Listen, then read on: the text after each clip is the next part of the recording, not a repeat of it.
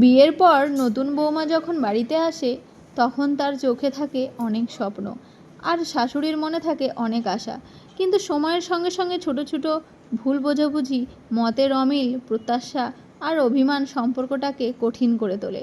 শাশুড়ি ভাবেন, আমি এত বছর ধরে এই সংসার সামলেছি, আমার কথায় মূল্য থাকবে না। আর বৌমা ভাবে, আমি কি নিজের মতো করে একটু বাঁচতে পারবো না? দুজনেই কেউ খারাপ নয়, তারা শুধু ভিন্ন সময়, ভিন্ন পরিবেশ আর ভিন্ন মানসিকতার মানুষ। একদিন বৌমা অসুস্থ হয়ে পড়ল। সারা রাত শাশুড়ি তার মাথায় জলপট্টি দিলেন, ওষুধ খাওয়ালেন। ভোরে বৌমা ঘুম ভেঙে গেল, দেখলো শাশুড়ির চেহারে বসে ঘুমিয়ে পড়েছেন। সেদিন সে বুঝল, সব শাসনের আড়ালে একটু মায়াও লুকিয়ে থাকে। কয়েক মাস পর শাশুড়ির হাঁটুতে ব্যথা শুরু হলো। বৌমা নিজের হাতে তেল মালিশ করে দিল, ওষুধের সময় মনে করিয়ে দিল, ডাক্তার দেখাতে নিয়ে গেল। শাশুড়িও বুঝলেন, নতুন প্রজন্মের ভালোবাসার প্রকাশের ধরনটা একটু আলাদা। সংসারের সম্পর্ক ভেঙে বড় কোনো কারণে নয়, ভাঙে অহংকার, না বলা কথা আর ভুল বোঝাবুঝির কারণে। আর সম্পর্ক গড়ে ওঠে সম্মান, ধৈর্য আর একটু মানসিকতার সঙ্গে। শেষ কথা, শাশুড়ি যদি বৌমার মধ্যে মেয়েকে খুঁজে নেন, আর বৌমা যদি শাশুড়ির মধ্যে মায়া ছায়া দেখতে শেখে, তাহলে সংসার শুধু একটি বাড়ি নয়, সত্যিকারের একটি পরিবেশ বা পরিবার হয়ে ওঠে। তাই দুজন দুজনের বোঝাপড়াটা অনেকটাই প্রয়োজন। কারণ দুজন দুজনকে বুঝতে না পারলে সংসার কখনোই সুখের হয় না।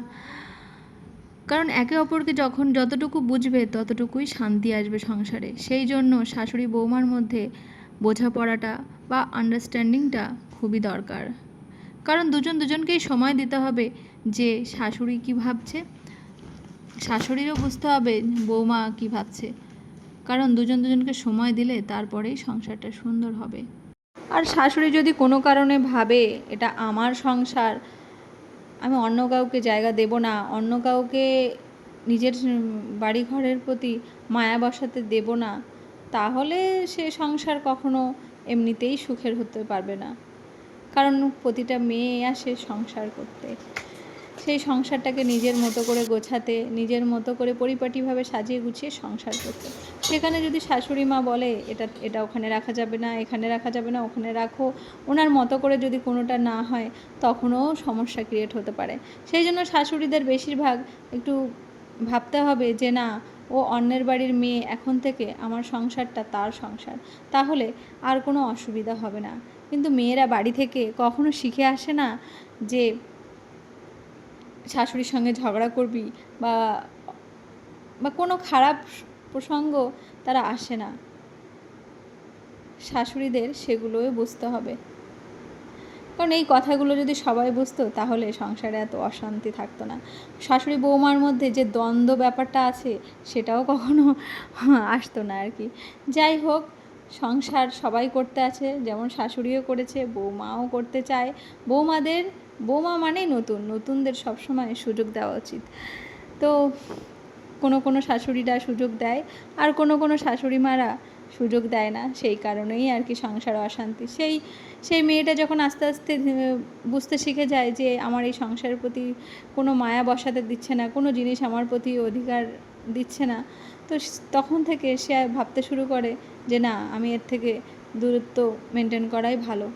তো যাই হোক, প্রতিটা মেয়েই চায় নিজের একটা সংসার হোক, স্বামী বাজার করে নিয়ে আসবে, সুন্দর করে সংসার করবে। সব বিষয়ে যদি শাশুড়িরা ইন্টারফেয়ার করে, তখন তো মেয়েদের তো একটু খারাপ লাগবেই।